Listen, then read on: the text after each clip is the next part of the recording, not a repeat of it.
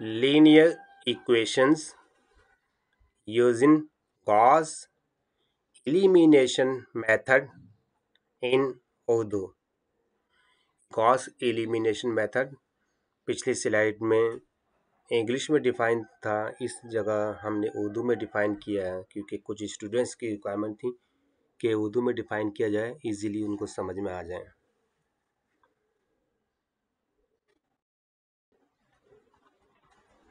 Solve the following system using Gauss elimination method. आप देख सकते हो सबसे पहले इन्होंने इक्वेशन नंबर 1 दिया हुआ है, equation number 2, equation number 3। Equation के नंबर से 1 2 3 इस तरह से हमारे पास एक्स वाई जेड गिवन होता है, बस यहाँ पे x1 x2 x3 गिवन है, यानी तीनों अलग अलग वेरिएबल है, ये आपको मालूम होना चाहिए। We will write the augmented matrix and apply raw operations to reduce it to upper triangular form। इसमें आपको ये बताया गया है कि हमें कौन सा मेथड अप्लाई करना है, रॉ ऑपरेशन फॉर्म। और इसके अलावा ये कहा गया ऑगमेंटेड का मकसद ये होता है कि जो वेरिएबल है, वेरिएबल को हटा के इसके जो कांस्टेंट नंबर है हमें उसको इस्तेमाल करने। जैसे इसका वेरिएबल है ओनली कांस्टेंट इसका 1 है, ये वेरिएबल है इसका कांस्टेंट 5 है, ये वेरिएबल है इसका कांस्टेंट 9 है। इसी तरह से दूसरी और तीसरी इक्वेशन के हमारे पास कांस्टेंट नंबर हमें यूज करने। अब आप यहाँ देख सकते हैं हमने सबसे पहले मैट्रिक्स लिया, मैट्रिक्स के जितने भी कांस्टेंट नंबर्स थे वो सब के सब नंबर हमने ले लिए। एलिमिनेट x1 फ्रॉम और 2, ये वो 2 है, ये वाला नंबर x1 कहलाएगा। सब्ट्रैक्ट 1 फ्रॉम 2, आपको मालूम है जब हमें इसका आंसर निकालना है तो नीचे वाले एलिमेंट्स ये तीनों को 0 बनाना लाजमी है। अब वो 0 कैसे बनते हैं, आपका दिमाग जैसे भी इस्तेमाल होता है, चाहे प्लस करके बने, माइनस करके बने, मल्टीप्लाई करके बने, डिवाइड करके बने, इनको 0 बनाना है। आपको ये पता है ये जब यहाँ 1 मौजूद है, अगर ये वाला 1 इसके साथ 1 माइनस होता है तो 0 बन जाएगा। यही स्टेप हमने फॉलो किया है। R2 second row, R2 minus R1, इस R2 को R1 के साथ मैंने माइनस किया, स्टेप देखिए R2, यानी ये जो सेकेंड रोज के एलिमेंट्स है वो लिखे गए यहाँ पे एक एक तरीके से। देन माइनस R1, R1 के एलिमेंट्स लिख दिए, जैसे ये 1 में से 1 माइनस कर दिया, इसमें ये 1 में से माइनस किया 5, ये यहाँ लिख दिया हमने। 7 में से 2 माइनस किया, ये मैंने यहाँ लिख दिया। 6 में से 9 माइनस किया, यहाँ लिख दिया। अब जब 1 में से 1 माइनस होगा तो ये 0 बन जाएगा। 1 minus 5 we get 5 minus 4, minus 4 answer आएगा। अब 7 में से 2 माइनस करेंगे तो ये 5 बचेगा। 6 में से माइनस 9 करेंगे तो माइनस का 3 बचेगा, क्योंकि माइनस की वैल्यू ज्यादा है। ये कौन सी रो को हमने काम किया, सेकेंड रो। आप देखो ये जो सेकेंड रो थी उस जगह ये वाली सेकेंड रो लिख दी जाएगी, माइनस का 4 वैसे ही लिख दिया हमने, ये 5 था ये वैसे ही हमने लिख दिया, ठीक है ना। 3 माइनस का 3 लिख दिया। तो इसी तरह से हमें एक एक सवाल को स्टेप बाय स्टेप सॉल्व करना है और इसको सिंप्लीफाई करना है। अब जो मैट्रिक्स बना है, इस मैट्रिक्स को आप देखते साथ ही पता चल जाएगा आप कौन सा एलिमेंट को खत्म करना है, -3 को इसको 0 बनाना है। ठीक है, इस तरह से बनेगा। अभी भी आपको थोड़ा सा सोचना होगा, उसी हिसाब से इसको सिंप्लीफाई करना होगा। अब आप यहाँ देखिए कौन सा एलिमेंट को हमें कैंसिल करना है। मैट्रिक्स, पिछला मैट्रिक्स मैंने आपको बताया था यहाँ 0 हो गया है, इसको भी 0 कर दिया। अब इस नंबर को 0 बनाना है। एलिमिनेट x2 क्योंकि ये x2 की पोजीशन से फ्रॉम रो 3, ये थर्ड रो है। We will use row 2 now.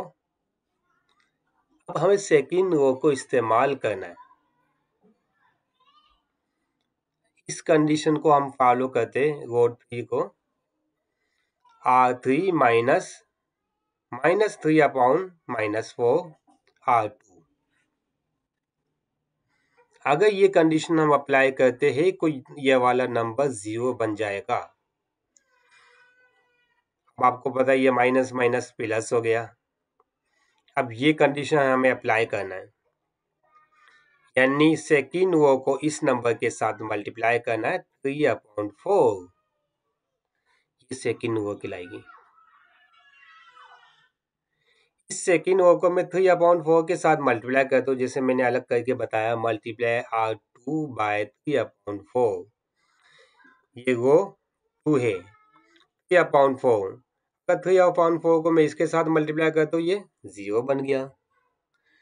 3/4 को सेकेंड -4 के साथ मल्टीप्लाई किया तो 4 से कैंसिल हो गया, तो ये माइनस का 3 बचा।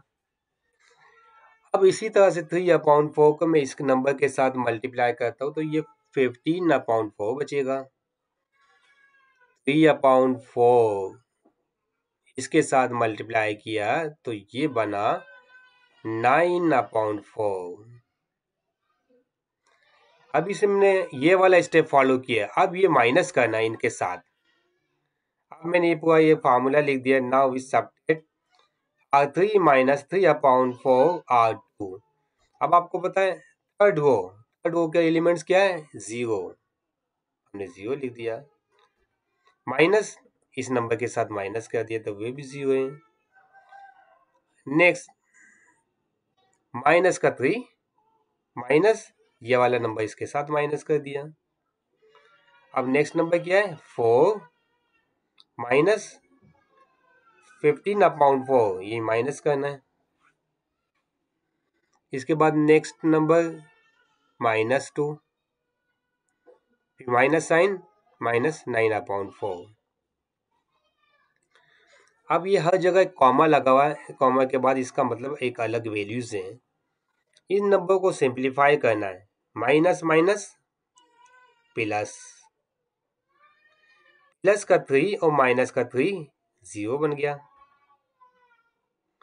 अब ये नंबर्स हैं, इस नंबर को आपने क्रॉस मल्टीप्लिकेशन कर लो या एलसीएम मेथड से सिंप्लीफाई कर लो तो ये आपका बनेगा 1/4। अब यहाँ आ जाइए, माइनस माइनस प्लस 9/4।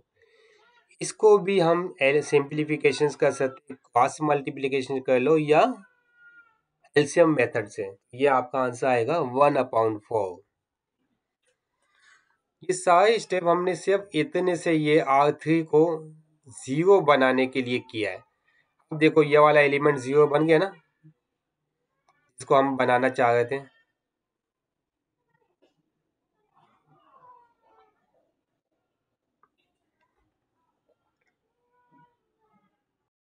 अब जो असल मैट्रिक्स बना है, ऑल टू ऑल वैल्यू हमने अपडेट कर दी। अपडेट करने के बाद मैंने आपको स्टार्ट में बताया था कि ये 0 होना चाहिए, ये 0 होना चाहिए, ये 0 होना चाहिए। क्योंकि आपको पता है ये जब तीनों एलिमेंट्स, यानी अगर ये x1 है, x2 है, x3, दोनों एलिमेंट 0 है तो ये वाला इसके इक्वल होगा। Now substitution from R3 third row में क्या ये 1/4 x3 इक्वल टू 1/4, ये यहाँ पे मैंने लिख दिया। अब आपको पता है ये 4 के साथ डिवाइड हो जाएगा तो x3 की ये वैल्यू क्या आएगी? 1। जब x3 की 1 वैल्यू आ गई तो अब आप यहाँ इस इक्वेशन में पुटअप करते हो, क्या मिल जाएगा? x2 मिलेगा। ये वाली इक्वेशन देखो, माइनस का 4x2 प्लस का 5x3 इक्वल टू -3। अब ये 1 की वैल्यू हमने कहाँ से लिए, x3 की वैल्यू पुटअप की हमने। अब आपको ये सिंप्लीफाई करना तो आसान है, ये 5 उस साइड पे जाएगा तो -5, -5 माइनस का 3 तो ये माइनस का 8 बन गया। अब हमें x2 निकालना है, माइनस का 4 नीचे डिवाइड हो जाएगा तो 4 2 8, ये माइनस माइनस कैंसिल हो गया तो x2 की वैल्यू 2। जब x3 की भी वैल्यू मिल गई आपको, x2 की भी वैल्यू मिल गई आपको, तो ये फर्स्ट जो इक्वेशन है ना, इनमें पुटअप कर देंगे, आपको क्या मिल जाएगा, x1। यहाँ देखिए वही हमने इक्वेशंस ले ली, जो हमने आंसर निकाला था x2 का या x3 का, हमने यहाँ पे पुटअप कर दिया। 5 2 10, 1 2, 10 प्लस का 2 12।